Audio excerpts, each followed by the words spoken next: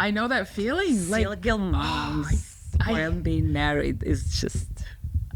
yeah. Oh, yeah. Yeah. Like the loneliness of being a single parent while you're in a relationship. It's the worst one. It's worse than when you are alone, because you are alone. Yes. I'm gonna manage. But when you have somebody with you, and then you look at them, and There's they're the just financial component. I guess you have a place to live. You have a living room where you can come on, like, abuse your place children. to live. It's not like I was in the streets and they came and rescued me. You know what I mean? Right. But I mean, I think from their perspective, it's like, we're not fully single, because there's some women out there who have to work a full-time job. Yes, and I know. So, and I get it, because there were times where it's like, I think I would be happier and this job would be a lot easier if it was just me and 4 kids and not all the drama that comes from living with someone who, like that scenario we were just talking about, where in the morning, trying to do everything, and then he's like snoring away in bed. It's just like, wait a minute. Like, yeah, it's hard. It's 4 kids.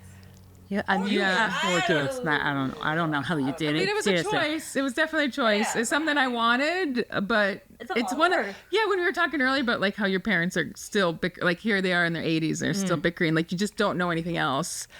I didn't know it. I didn't know anything else except that couples fight. Okay.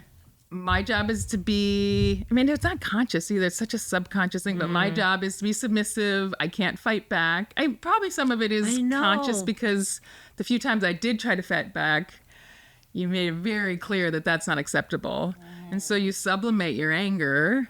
And then, when the kids are pushing back, you're running late, I would slap them. I would hit, like, I think about the abuse I put my kids through, because the anger that I had towards my situation and towards my ex, I couldn't express it there. And so it came out of my kids. It came out of my cat once. I hit my cat. I was angry, and she was a kitten. If you think about it. Oh my God, not a cat. Not the cat. But I think back to that poor cat. It's the same for animals or kids. You should not abuse any of them. Right. You know? But it happens. And I'm just grateful now that I can like be in a place where it's like, that happened. I did it. I was responsible. Like, yes, I can look at the situation and realize, yes, there were other circumstances. But at the end of the day, the choice to lash out at my kids, at some point I got better, and because I got older too. And I was like, what am I doing? And I hit like an 8-year-old. Like it's insane anyway. But then this is part of my growth. It's like, that doesn't do anything. It's not their fault. I always feel so bad afterwards. I know that. And so you're going to your kids and be like, that was completely unacceptable. And so, that was a good growth opportunity to realize lashing out at them doesn't solve your problem. And so, then I started running away. It's just like, okay, I can stay in the situation where I'm getting frustrated and I'm going to do things that I regret later, or I can just remove myself from the situation. And then you're walking out with 4 kids. They're sitting there, dad's asleep, and they're still in their pajamas at 2 p.m, and it's just like, I gotta walk out. Like, I'm just, in order to not become. So you used to leave everybody and just get out? I would walk out. Yeah, I would walk out. Sometimes I would just take like a walk around the neighborhood. Nice. Yeah. Other times I would go to the bus station and get on a bus and try to I was just like, I had to just get away. I just had to get away. I just remove myself from the situation completely. I don't walk out. Sometimes I go for a drive, but sometimes it's like, I don't want to deal with this right now. I don't feel like I have the tools to deal with this. Yeah. I'm gonna go and leave it like this until everybody cools down, and then but it takes a lot of work and realization to reach that moment where you say, something bad is gonna happen if I stay engaging with this situation right now. Yes. Yeah. It happens yesterday, actually. Well, you had a long day. What happened after I saw you? I was really you tired. I was heat. tired, and then I came home. I expected something to happen. Like I told you, like I asked my son to help his brother just do his CV, and I just did something. I'm like, you didn't really do what I asked you. And he's like, So he's asking me now, can you help me? And he started like throwing tantrums. I don't know. I'm like, I'm really tired right now. I'm not gonna help you because I don't have the patience to sit and do anything. It's either you're gonna figure it out. You have a lot of tools on the internet that help you, or we'll do it another day. And he was like, like he can't. He loves to push my button. He loves, like, he's just like, youngest. Yeah. I said, I'm not gonna do that right now. And I went in my bedroom and I locked my door and I went and I took a shower and then I just got into my own Zen place, listened to a podcast, whatever. And after that, I came out and everybody was. Actually, they were not even there. They went to their jujitsu. I'm like, oh my God, it's even better. I'm not you manifested an empty house. It's amazing what just like even 15 minutes of just like, let me get a little food in my stomach. Let me just zone out, do thing. And then I'll be able to like do the laundry or help the thing. But I just need like a little pad here between things. Realize that because sometimes we abuse ourselves, like by going and doing things, even though we are not capable of doing them because of whatever abuse we used to have in our childhood. That makes you like you have to say yes to everything, even though you are not capable of doing them, or you don't want to. Yeah, it's that resentful. Yes, I'll be there. It's like. That's when we started learning boundaries. Yeah, I'm still not 100%. No, it's an ongoing learning process. But yeah, I think the hardest is the boundaries that we have to put to like that are part of our self-care. How can you show up as your best self if you don't have very strong boundaries? And the where we have the weakest boundaries are usually with the people we're like our family. Our closest to, yes. That's where our boundaries are like, the loosest and the most hurtful. So when we start, like we all three of us walked away from our relationship, our families with, our baby daddies and plural. Everybody thinks that I had two baby daddies because they're so far apart. In age. No.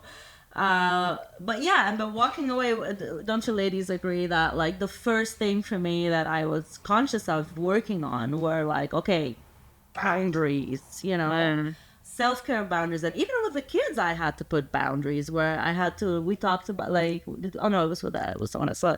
But moms are talking about like how kids are growing up, like they're having trouble letting go. Like we were so immersed with our kids when they're young and how our emotion goes like pass through like our lives with our kids and our relationship with the baby daddy and the kids and and then when that shifts, then you have to learn how to take care of yourself, like to parent yourself all over again. Yeah.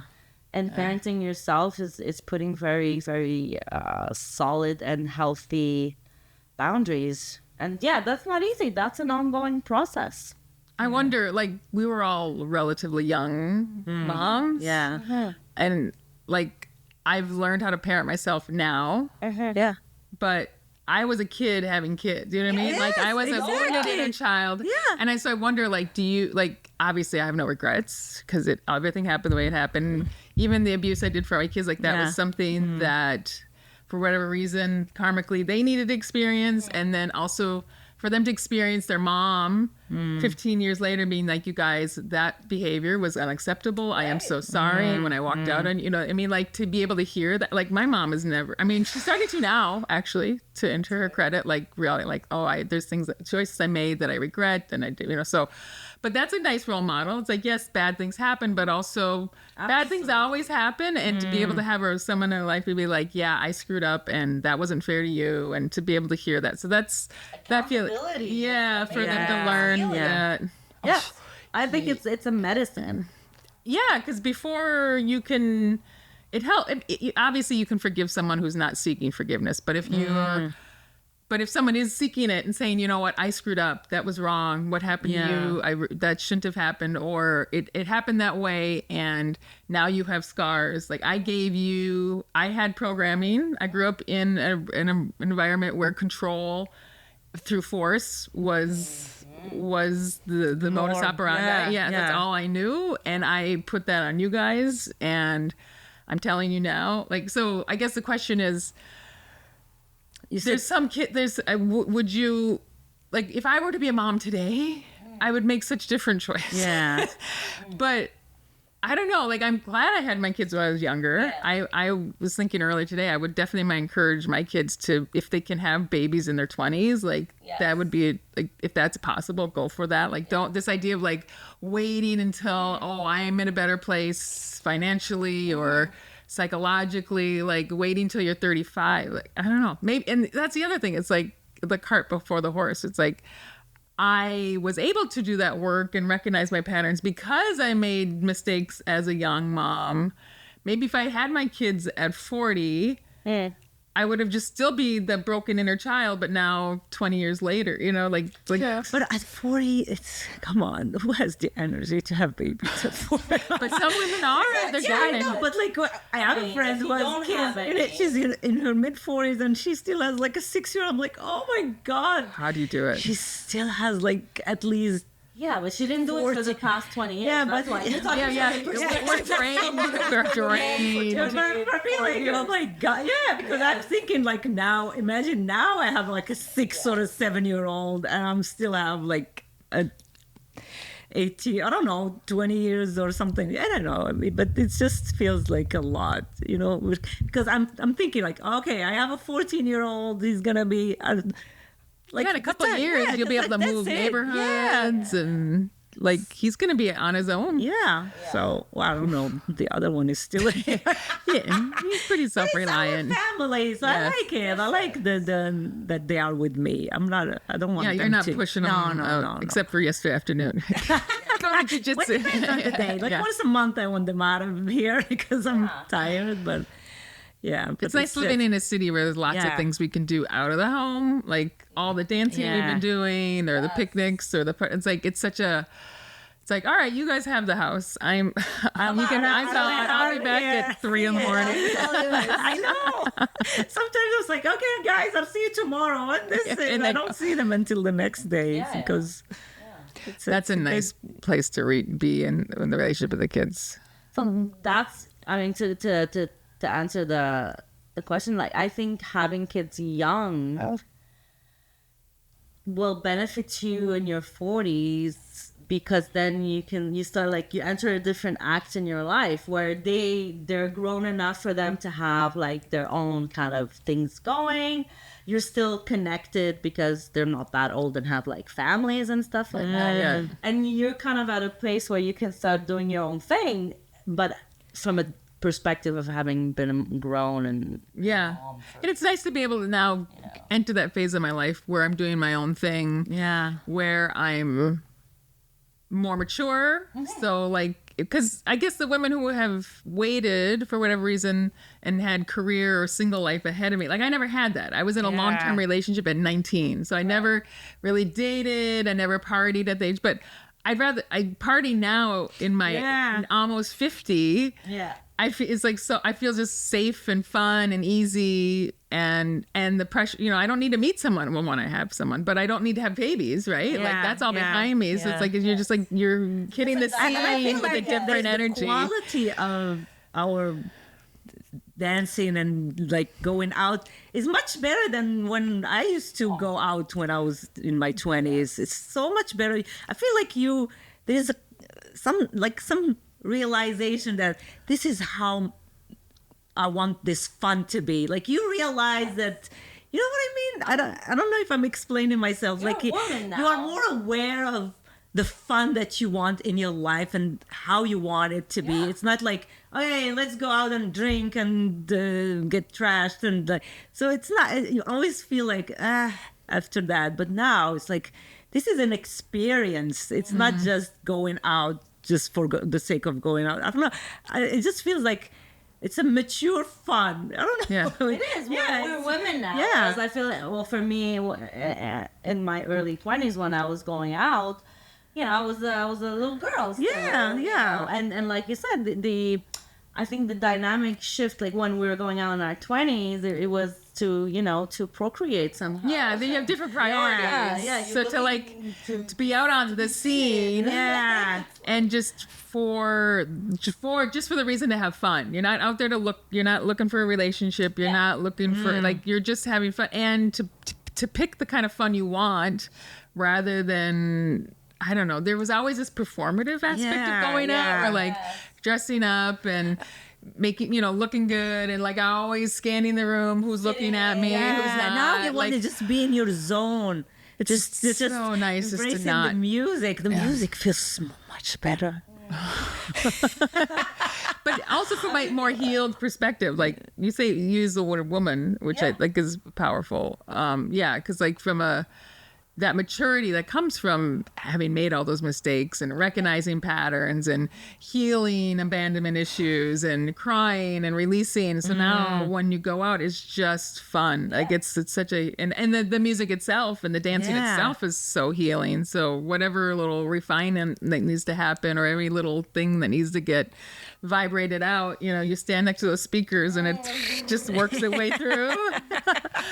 It's so good as well. I was thinking about the other day. So I shared that image where they showed like all these, like they compared like different SSRIs or hiking in the woods or doing regular exercise, like all these different modalities for treating depression. And by far, dance was way above any of those. And people were just kind of like there's just kind of a cool study, but it was, obviously the moving of the body, but that's the physical component. But it occurred to me the other day, like that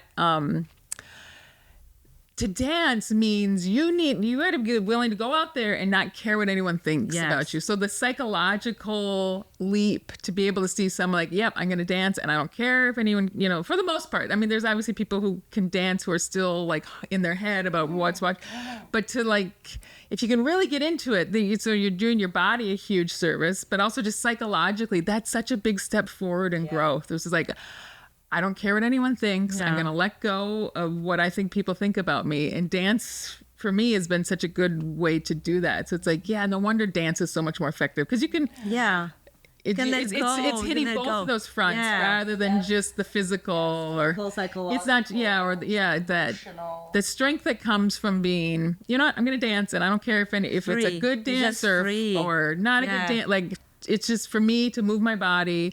That's all I care about. That's a pretty big step, because I still see a lot of people who are still so small, because they step out there and they're just so in their head about, okay, can I do this as like for whatever, I don't know what thoughts are going through their head, but there is a sense that, well, if I move, if I get, that's not allowed, or people are going to think that I'm doing it wrong or whatever. Well, I feel like I was really lucky that I come from a culture that dance is basically everywhere. Men dance in Morocco very comfortably. Wherever you go, people are dancing and nobody cares. Like we are on tables, people are just, it's crazy. And the more you dance, more people are going to be dancing. And I see like some women that will never dance. They cannot dance. In Morocco? Yes. Well, this is because we had talked about once how sitting outside, like sitting on a balcony and like just judging how people, like it's like a sport or it's like a pastime. How do you balance this to things where you're a dance culture, but also you spend a lot of time judging one another? Dancing is just I don't know, because we have such a culture of music and dancing, so everybody should dance. Like the odd ones are not the ones who don't dance. It's always somebody who's very shy, like they don't like to. They don't. But feel, again, that makes you very small. That shyness really makes your world. Lives your life. Yeah. But we don't let them sit. This is the problem. Like nobody respect their boundaries. They just that's not cool either. You have to come. You don't want to dance? You find it traumatizing? Get the fuck out! I think for me that was a really healing process through all the trauma that I've been through. Just the fact that I could dance all the time, I think maybe that helped me a lot. Yeah. to And I was just go through life, just by you guys dancing. remember the movie Footloose? Yes. I mean, I got like 10 minutes into it before I got a little bored. But the whole premise is this town, they passed a law, you're not allowed to dance, right? Oh. And I think it's based, I mean, there's definitely some hang-ups with dance, especially boys and girls dancing together. Yeah. Like, I don't know if there's actual towns who did it and it's based like on real stuff, or maybe it's just kind of a fictitious thing. But we definitely have in Western culture, we have lost the dancing and that connection to your body. Like, no wonder we all feel so disembodied, because there has been a somewhat successful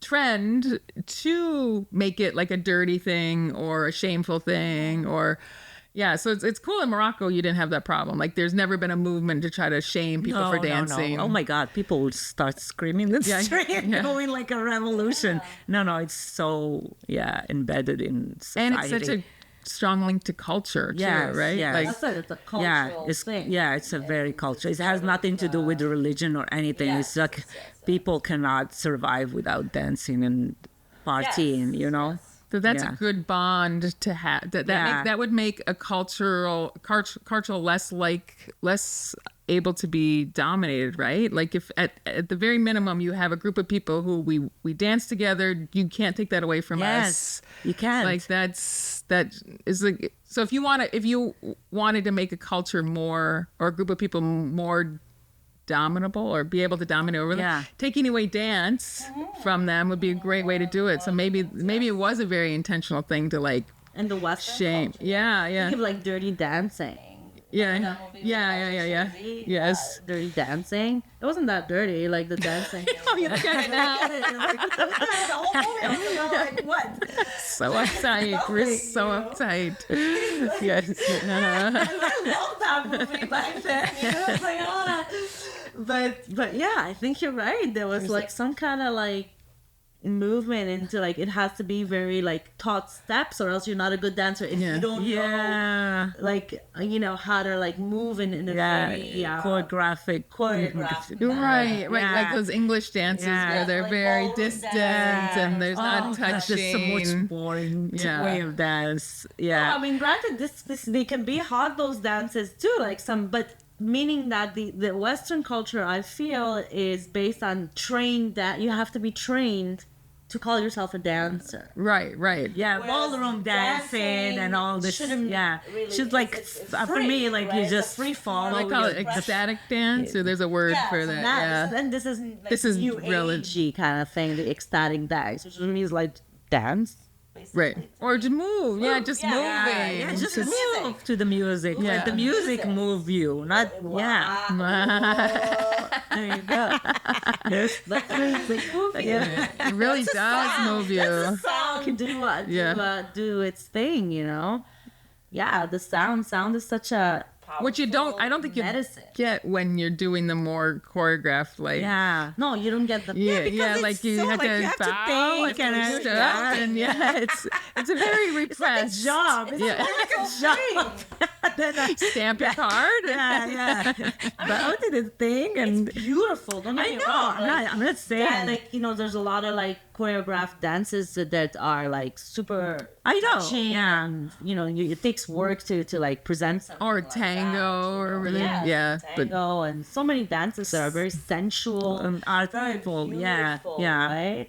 But you're right. It's a bit still mental in a sense that you have to be aware of Yes. What you're doing. Yeah. Yeah. So we're still like operating. From don't that, let like, go. frontal cortex. For me, Yes, I it's just a let letting it go. Just like, poof. That's when you let this Like a trance. You are in a trance when well, basically, this- like last week, I was there, baby. The trance was there, and I was like, oh my God, this is the best feeling. It's amazing. so healing. Get out there and dance. We got there because when I was talking this morning to Olivier, and he was saying, what are you guys going to talk about in the podcast? I'm like, we never know what we'll talk about. We always had to say. manage to fill the time with like, talk like 1 minute. So. He's like, oh, well, why don't you guys talk about sound? I'm like, sure. What Yeah. what sound is? Sound that came up. Yeah. So we're talking about sound. sound as medicine, how powerful sound can be. And yes, and when we go to, you're talking about the speakers, you know, that give you those vibrations. Oh my goodness. You're literally getting I mean, You feel it physically. yeah. You feel it tapping in your chest or like across their skin. It's just such a amazing experience. Sound is changes you on a cellular level. Yeah. It's definitely like a vibration that comes in and cleanses.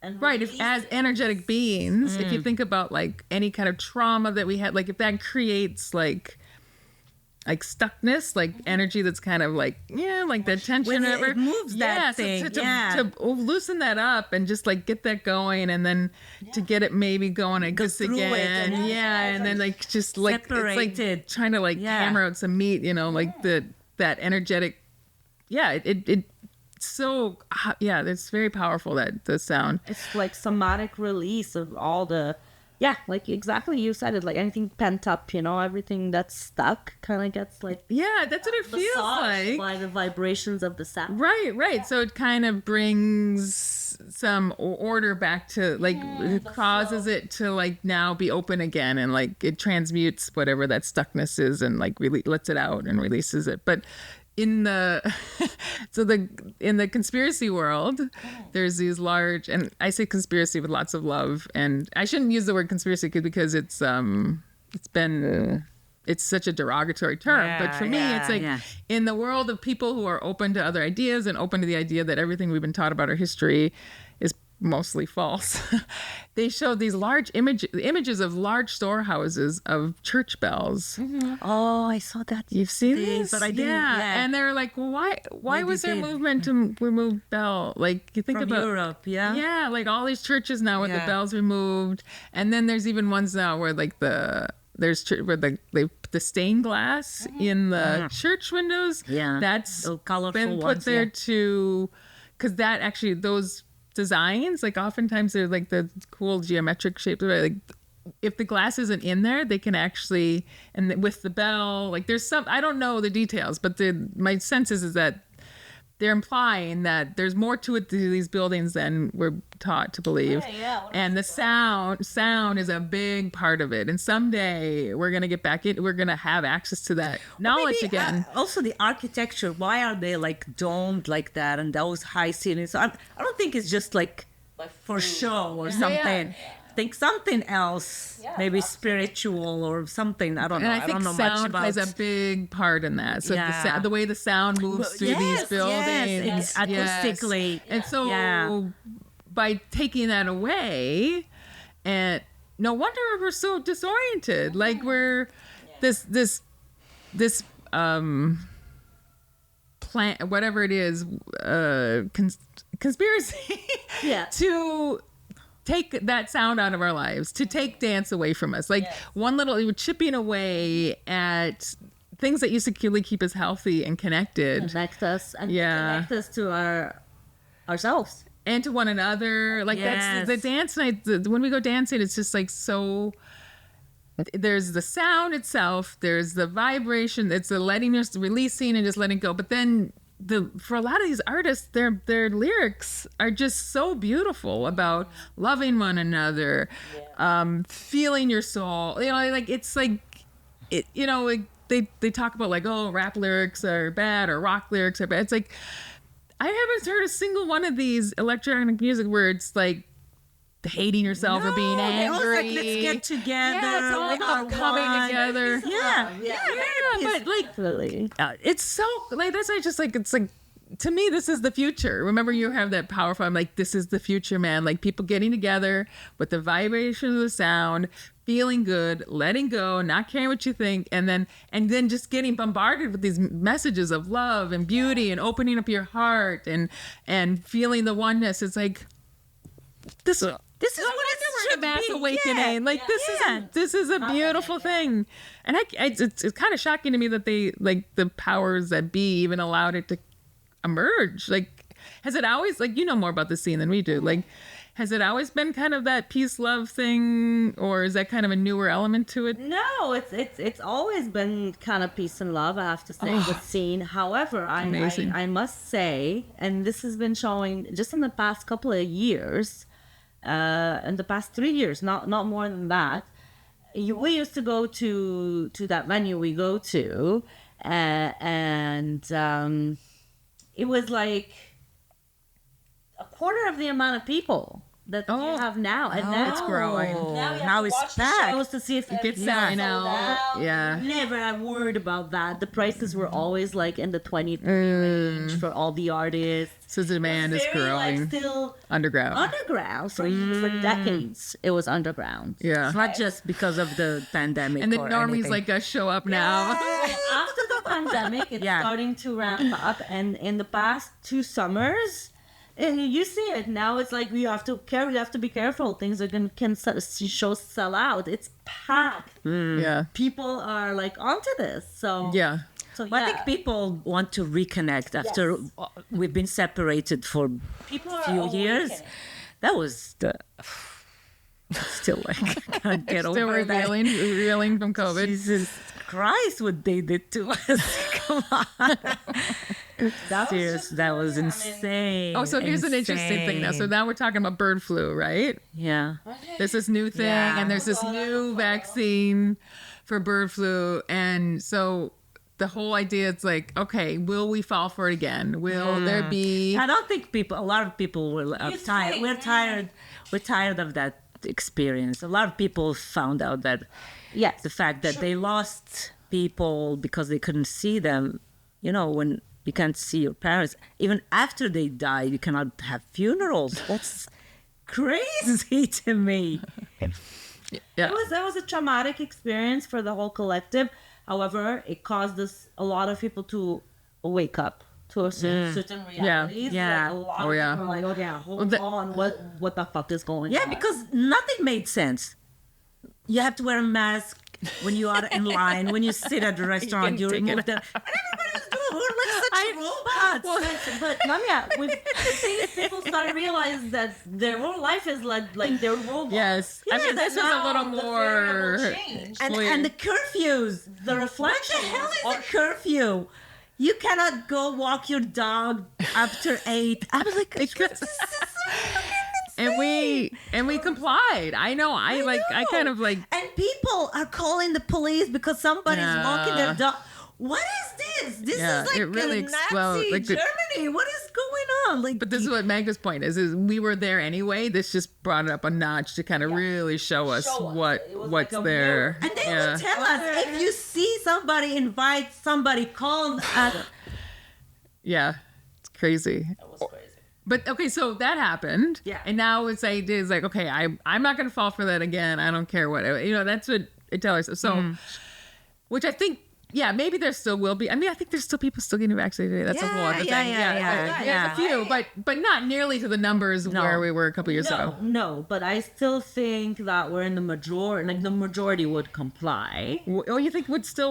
Yeah. Oh, okay. Especially here. Majority would comply. Here, people are so. But maybe just the majority, like just a bit, like 52%. Okay. That's it. Which was not the case because a lot of people. So this is people were bitching, but they were complying. Yes, that was me. Yes.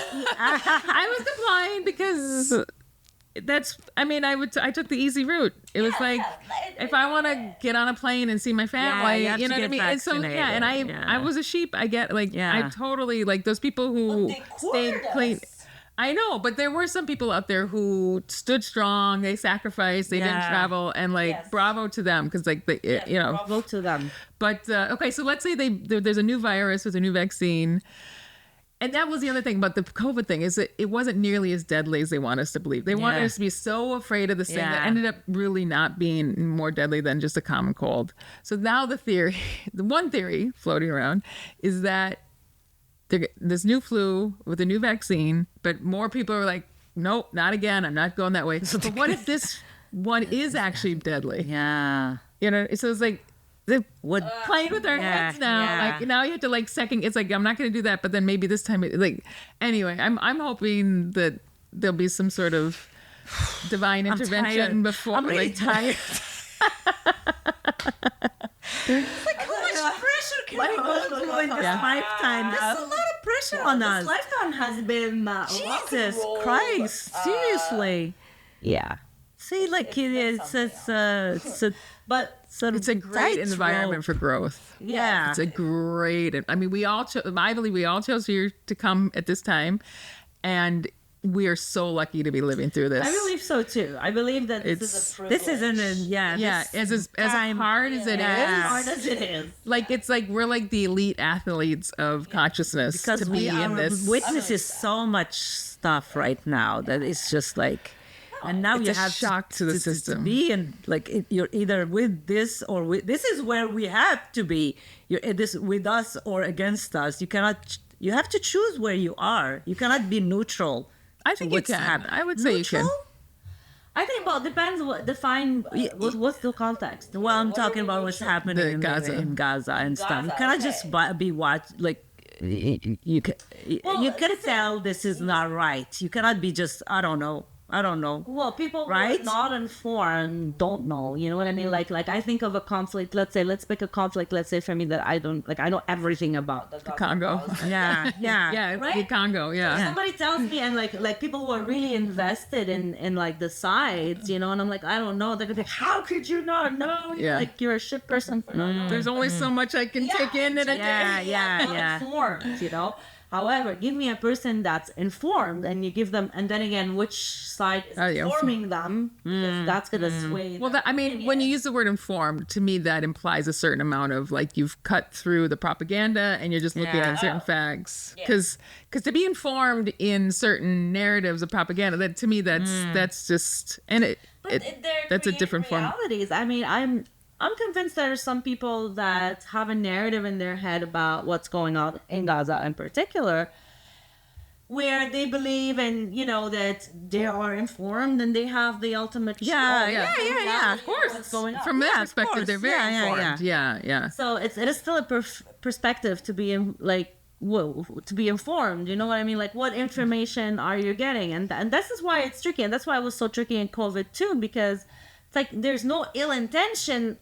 On some level, we're not talking about all levels. Yeah, but like sometimes it's not ill intention. It's just what rabbit hole of information have gone, if any. Like that, how to get you out of there and give you another perspective. That it takes open mind. That's it. People have to be open minded. People have to be discerning.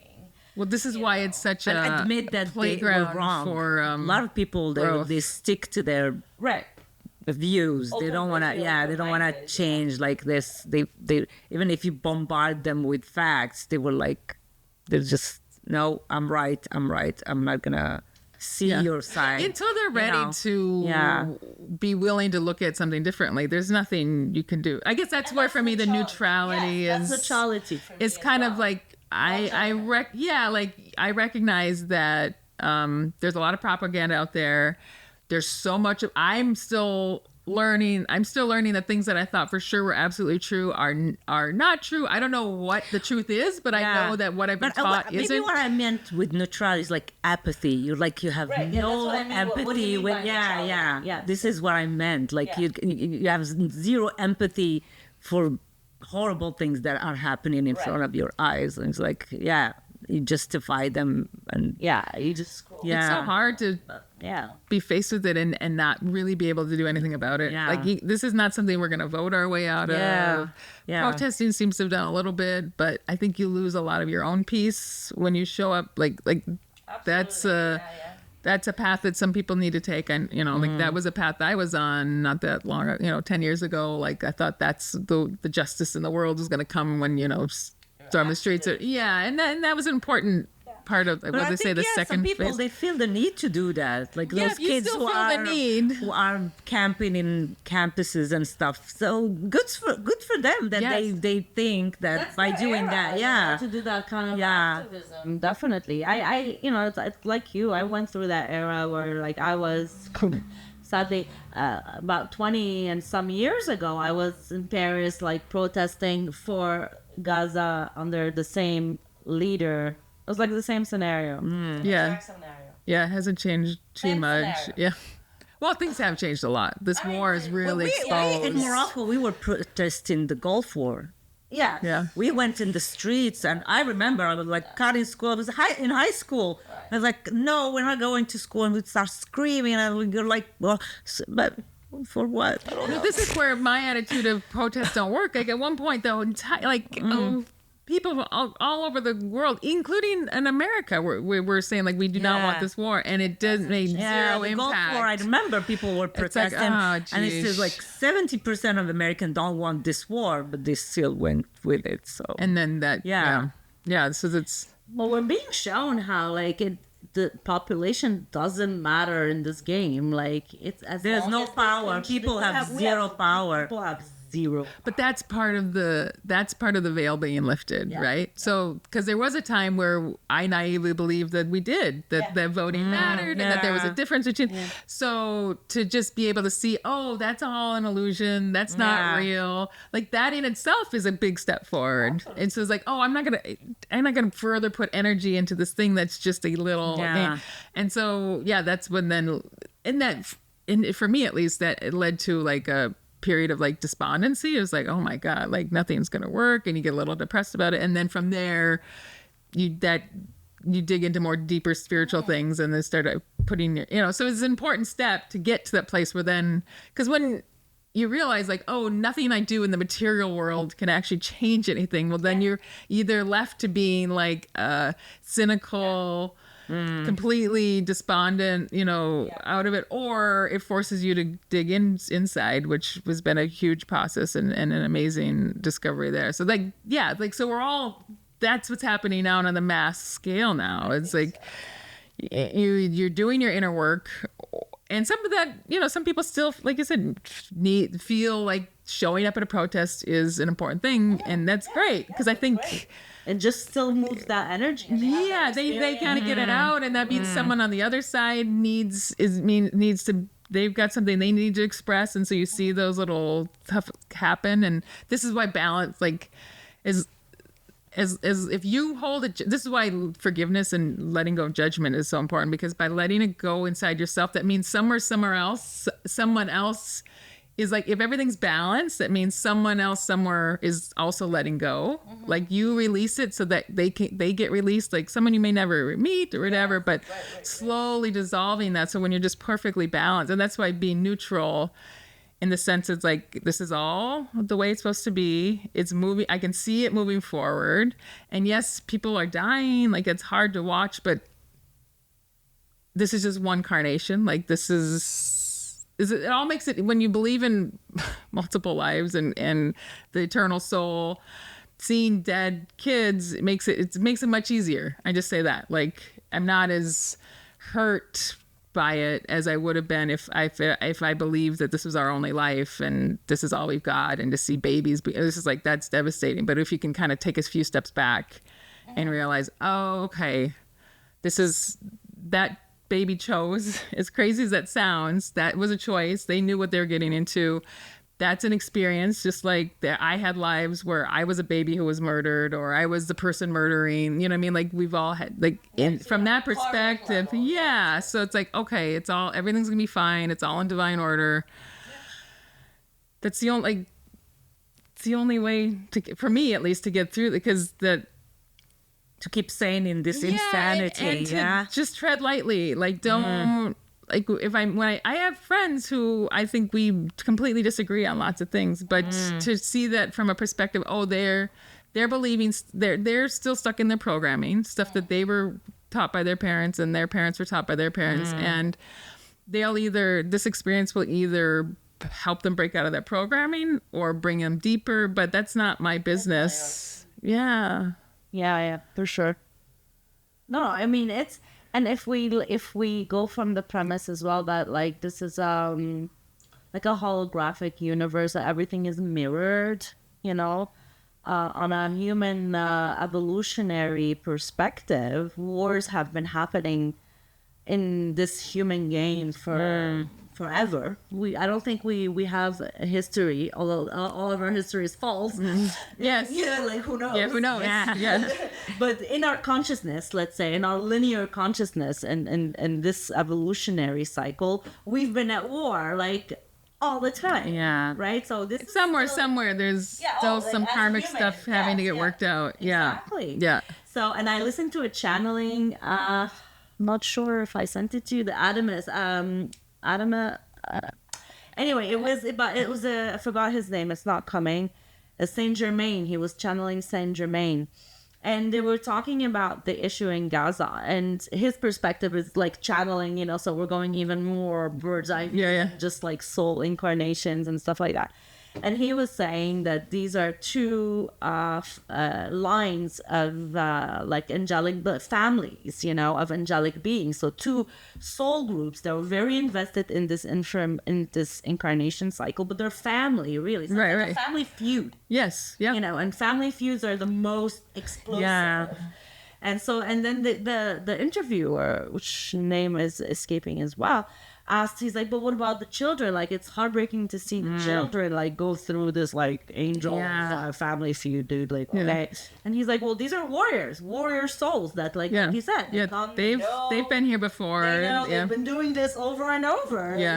And the idea is to burn through, karmic circles, and to find that Until both peace and love sides and oneness, that at the end we're all one. Like we come into these bodies and we see ourselves separate, and then we play, we hurt each other, we kill each other, we love each other, but just to realize that we're all finally all the same thing. Yeah. So, or just even before you get to that realization, like to get to a place where it's like, okay, I've done this. I know what this is.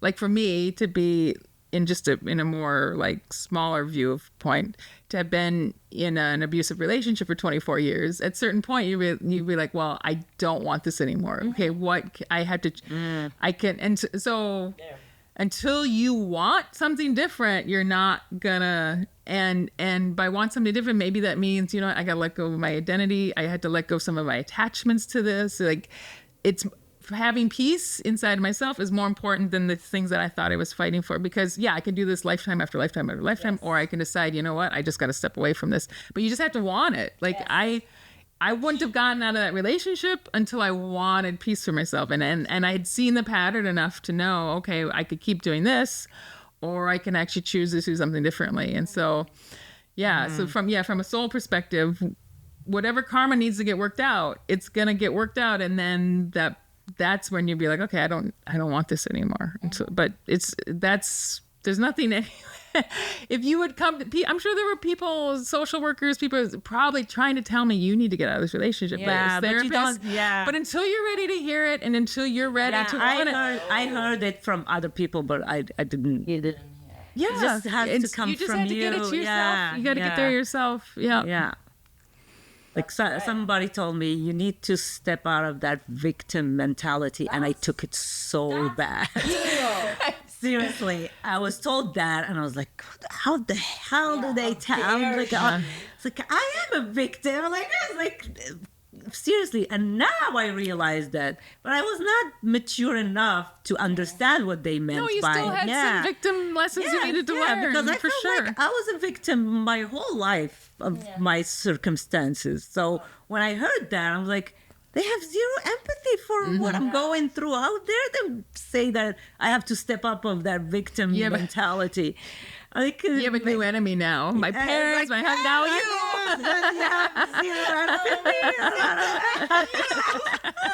You're traumatizing me. But after that, it took me a long time to understand what it meant, I didn't know what it meant. For me, it meant like they don't care and they just want me to blame me for whatever is happening to me. Blame. Yeah, I took it as like zero empathy. Yeah, that's part of the Like they have zero empathy for me. I wanted somebody to say, "Oh, poor you."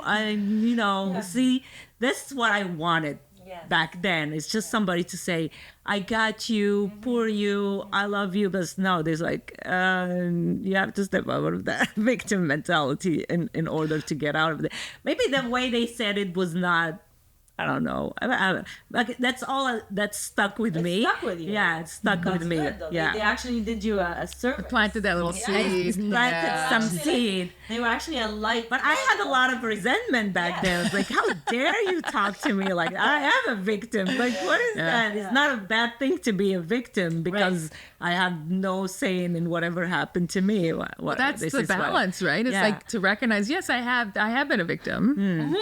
That and things have happened to me that are very hurtful. Yeah. Like so it's like I didn't ask for that. Wanting to be recognized, like that is so important. Like for me, that healing, like the first time our file was being we had social workers and everything. It was a big mess. Yeah. And it just wouldn't stop. And our file was getting thicker and thicker. And at one point they brought a psychologist in because they needed an evaluation. Like, so that as part of their staff or whatever. And she was looking through the notes, and I never met her. I don't think I ever met her personally. I hadn't met her yet, maybe later down the anyway, she told our main caseworker, she had looked through our files, and she said something to her like, this woman's been through a lot or whatever. Or something to that degree. And then the next time I saw the social worker, she told me that, and I broke down. It's just somebody who acknowledged that. See, this is porn. All right, I got you, babe. I didn't know that was. I was just crying, like to be seen, like it was like, oh, that. I mean, so there is some crazy. You went through this thing. So it's like, yes, we all need to get to the place where we're not victim for sure. Yeah. But it helps.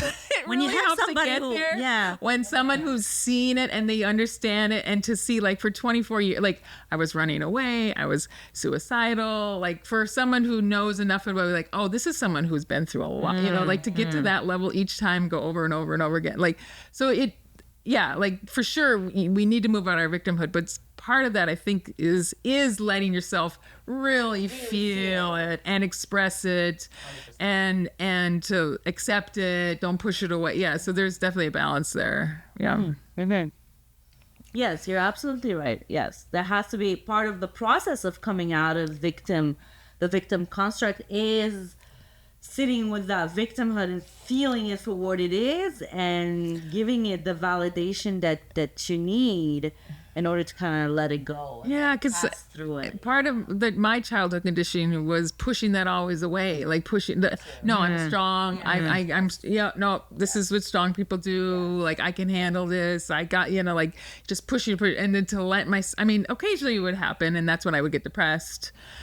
Or maybe it was trying to come up, but I couldn't. It was just too much, and so that's why I got depressed. Is I had to detach from it. I had to like push it away, and so then I was just left with nothing. And so anyway, I don't know all the details of that, but to really let myself feel it was such an important part of healing. Yeah.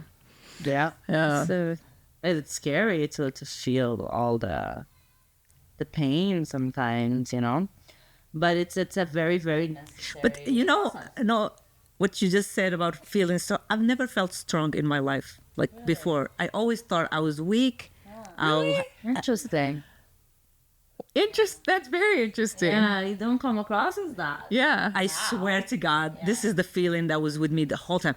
Because since I was young, everybody was telling me, you're made out of yogurt. Like we had a saying in Morocco, like when somebody cries easily or very sensitive, they're weak. They're weak. They're made out of yogurt. Like you have no constitution. Stone, Like everybody would like you're mush. You just because I hated injustice. Like whenever I see injustice, I talk, and I got so much backlash for it. Like you shouldn't shut up. You make people uncomfortable by pointing out injustice.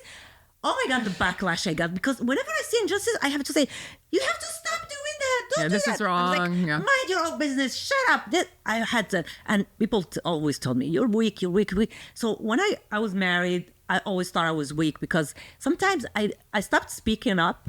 I stopped defending myself. But I think by not speaking up, I was protecting myself. See, it's a very weird kind of psychological twist. But I went through all of this and I survived. And people start telling me, you are very strong. I'm like, what? What's going on? And it was really late. Like when I came here with my kids and I did all of this, everybody's around was like, Lemmy, are you so strong for this? Oh, I swear to God, I've never realized that I was strong. Because for me, it's just survival. I'm just doing this. But I never sat with my like, oh, you're so strong, Lamia, for doing this. No, I was just doing what I had to do. But from other people's perspective, you are very strong for doing it. I'm like, that was a strange, really concept for me to realize very late in my life that your strength. It's crazy, huh? Yeah. And well, I mean, you can build strength as well. I've from my perspective, the stronger you are, the more abuse you'll endure. That's very true. Yeah. I saw it. Yeah. Well, I learned that I was resilient. Yes, that I was resilient. I kept saying, oh yeah, I'm surviving. I'm resilient. That's the word that came up to me. But I've never used the word strong. I was like, I'm just resilient. Like I can go. That's to say, yeah. For me, it's just like, okay, I'm just surviving life. And then maybe because I'm always smiling, I'm always laughing, I'm always dancing, I'm always singing. That's our gift, like, right? To laugh and to enjoy. Even though I go through all of this, I still want to live. Yeah. I still want to enjoy life despite all the stuff that's happening to me. So I think that, I don't know, it's just we're built the way we're built. But I always felt like I will not succumb to depression. Every time I get depressed, I'm like, I'm going to reach out. This is amazing that I had that. Wow. I've always felt like I could, because I keep reading things like, don't be alone, reach out, ask for help. I'm like, I don't know, not everybody wants to help, but I would reach out just by saying, let's do something. Let's go out. I would reach out to make new friends. It's just crazy that was my survival mechanism. Just I'm gonna reach out to people and say, yeah, let's. Great. A lot of people would isolate, you know. Well, that's yes. Kind of go. It just becomes a self-perpetuating. Yeah, that's for me. People would call or text, and they would tell me later. I knew something was up because I wasn't answering, and yeah, this pattern became more clear with time. People started. Yeah, it was. Yeah, you're feeling completely drained. Like you're not really feeling anything, and socializing or whatever is not. But yeah, that's why they say reach out, because your first instinct is to just shut down. Yeah. So that reaching out, like, Heidi jokes like, when like rules for raving is like, make sure you stay hydrated, make sure you go to the bathroom. And it's like, that's obvious. But then once you're in the middle of dancing, you forget to drink. Yeah. You forget to go to the bathroom. It's like some of the obvious things. Yeah, it's like that obvious thing of reach out. It's like, well, and also the oh my God, I don't know if we have time to get into it, but like the self-loathing and part of the depression is like, I'm worthless. Life would be better if I didn't exist. My kids would be happier if I wasn't their mom. Like, these are the things you're telling yourself. And so, yeah, you're not, if you're feeling social, if you wanted to text you, for me at least, it's like, well, that's not depression. Yeah. I was never depressed. Yeah, you're more resilient. Yeah. No, I was. But like there are different coping and the thing is, I was never suicidal. I was really like every time like they make you that thing. Yes. You always. Everybody was like thinking, if I kill myself, but I was never. Like sometimes you think, was this like if I kill myself, therapy sessions or when would you feel? Oh, okay. The before therapy sessions, they always ask you, do you think about killing yourself? You wanted just like a little assessment when you're at. Of course, everybody thinks about killing themselves. That's something that, I don't know. Everybody thinks, I don't know, but me, I always saw, okay, what if I die? But I would never go and find something to. I never wanted to kill myself. You know what I mean? There's degrees. Degrees. Yeah. Wait. So how did you answer that question? Did you ever say yes? No. Oh, I always say no. I would lie because I'm thinking if I say yes, it's gonna take me to another. They would think, oh, she's suicidal. She's gonna kill herself. I never wanted to harm myself. Never. Okay, but how often now in the last year have you thought about killing yourself? Oh, the no. It's not something we all do. Yeah. Yeah, you just you feel like, oh, the sweet. Yes, just a night. Go to sleep and not wake up. But everybody. No, but yeah. But at the same time, Not anymore. no, but not at anymore. the same time, I would think about my kids, and I say, I cannot do that to my children. I could never kill myself. But I still think it's in the scope of not to like be in a point of life where like life is super overwhelming. Yeah, sure. And like, this one is it's like, what's the point? And I was sometimes I would think people say life is too short. I'm thinking this hell is just dragging. I wrote it once on my Facebook. Send it. Oh my gosh. I wrote it. It's like people say life is too short. I'm thinking this charade is dragging so much. So Did people reach out and be like, "Are you okay? they think Amia is doing it again. She's just being funny." Because I wrote I used to write a lot of stuff on Facebook. I had a lot of cries for help on Facebook too, and a couple times people called the cops. Oh no! I was everything I wrote was like, is it humor or like I would like write something about. I joked a little too much about that. A lot of jokes, mostly, but sometimes at the end, like when I was going through a lot of. So when I decided this marriage was over, I started writing poems and putting them on Facebook. But they were really tough ones. Oh, good. Yeah. The idea of your kids, and that's ultimately what kept you from going. Yeah. I think to me that was my saving, the saving grace too. It's like, and I went into some deep, and I went in there many times, but each time, as much as that little devil in my head was like, the world would be better without you. Your kids don't need you. Like there was something that you kept went there. me. Yeah. Oh, I went there many times. And that's why I think with my spiritual awakening, it's been so fast is because I did a ton of shadow work, like to get to that place where you're like, to choose life after having been through everything I was through and wanting to die, like really wanting to not wake up. But something kept me there. Something kept me in the game. And definitely like my kids and realizing like as much as I'm telling myself they don't want me, like for my kids to have to live in a world and think that their mom, their existence wasn't worth it for her to stick around.